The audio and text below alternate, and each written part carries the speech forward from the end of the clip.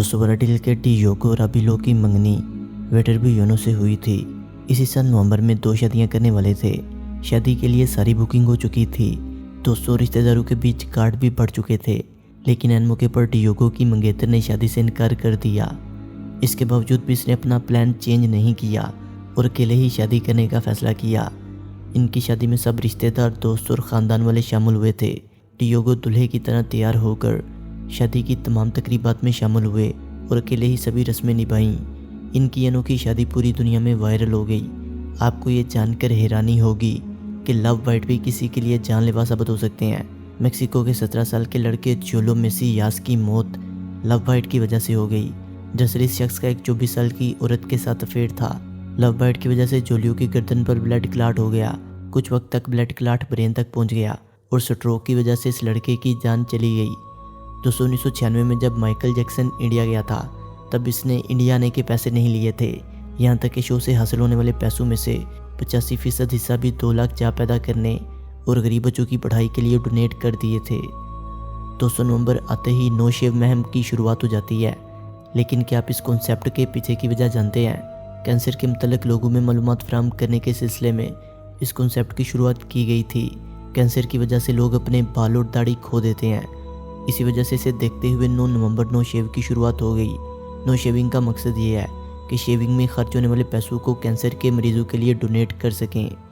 दोस्तों Harry Potter film के actor report Instagram पर सबसे तेज़ी से 1 मिलियन फॉलोअर हासिल करने वाले पहले नौजवान बन गए हैं।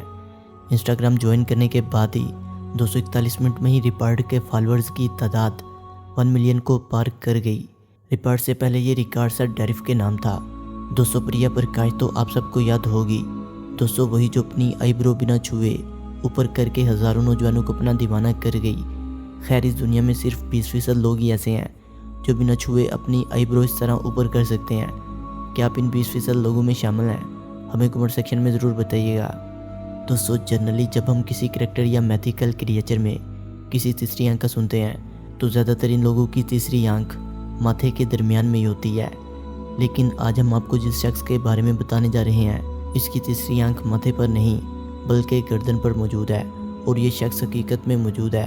घबराइए नहीं, हम किसी डरावने क्रिएचर के बारे में बात नहीं कर रहे।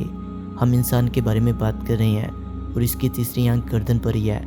पर वो आंख असली नहीं बल्कि एक टैटू के रूप में है। जब आप गर्दन पर बने इस टैटू को देखेंगे तो ये काफ़ी डरावना नज़र आता है और काफ़ी हद तक रियल भी लगता है। दोस्तों अमेरिका में एक किडनैपर ने 8 साल के बच्चे को किडनैप किया और इसको मार दिया और फिर ये कातिल अपनी बेवकूफ़ी की वजह से पुलिस की गिरफ्त में आ गया। दरअसल जब इसने बच्चे को किडनैप किया तब इसने बच्चे के ख़ानदान को एक नोट बेचकर तवान की डिमांड की थी।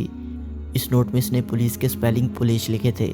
इसके बाद पुलिस ने 10 शक वाले आदमियों को पकड़कर इन एक पेपर पर ये लिखने को कहा कि पुलिस में भर्ती होना चाहते हो, I want to join the police. इन 10 आदमियों में से जो कातिल था इसने फिर एक बार अपनी गलती दोहराई और पुलिस के स्पेलिंग पुलिस लिखे।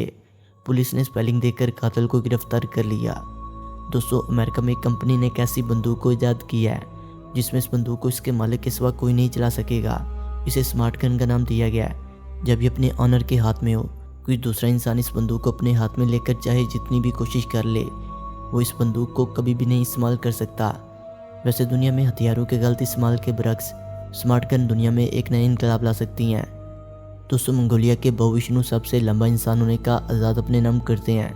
वो अपनी लंबाई की वजह से अपना नाम Guinness book of world record में दर्ज करवा चुके हैं। लेकिन इस लंबाई की वजह से इन्हें अपना सच्चा प्यार पाने के लिए काफ़ी मुश्किल वक्त देखना पड़ा। लेकिन बहू का इंतज़ार इस वक्त ख़त्म हुआ जब इनकी मुलाकात 20 साला शियाशु जवान से हुई।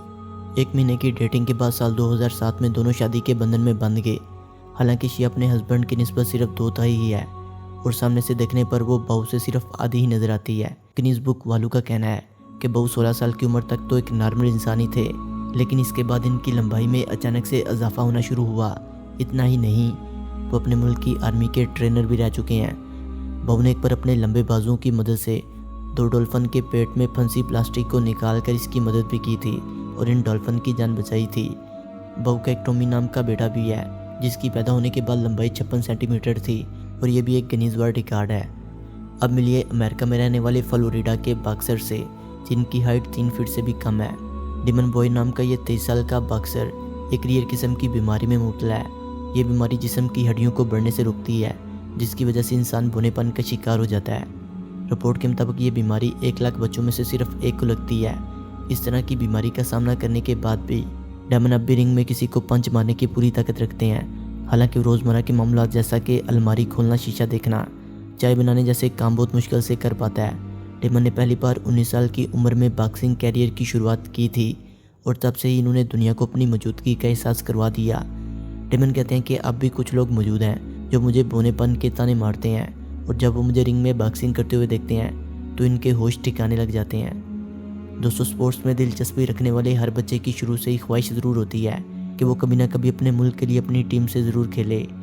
कैथ स्मार्ट की पैदाइश 29 जुलाई 1978 को अमेरिका के शहर न्यूयॉर्क में हुई और जब ये 11 साल के हुए तो इन्होंने अपनी बहन के साथ पेट्रोसिक बुक फाउंडेशन में पेट्रोसिक बुक की गाइडेंस में तलवारबाजी की प्रैक्टिस करनी शुरू की। इसके बाद इन्होंने अपना ज़्यादातर वक्त प्रैक्टिस में ही गुजारा, जिसके बाद इन्होंने इंटरनेशनल मुकाबले के लिए अपने मुल्क की टीम में जगह बनाई। आपको बता दें, ये अमेरिका के ऐसे पहले शख्स हैं जो 100 वर्ल्ड में नंबर 1 की रेटिंग को अप्रोच करते हैं। दोस्तों, बीजिंग ओलंपिक्स गेम में इन्होंने गोल्ड मेडल अपने नाम किया। इतना ही नहीं, 2008 में इनकी बहन अमेरिकन फैमिली टीम की तरफ से विनर करार पाई, जहां इन्होंने अपने नाम सिल्वर मेडल लिया।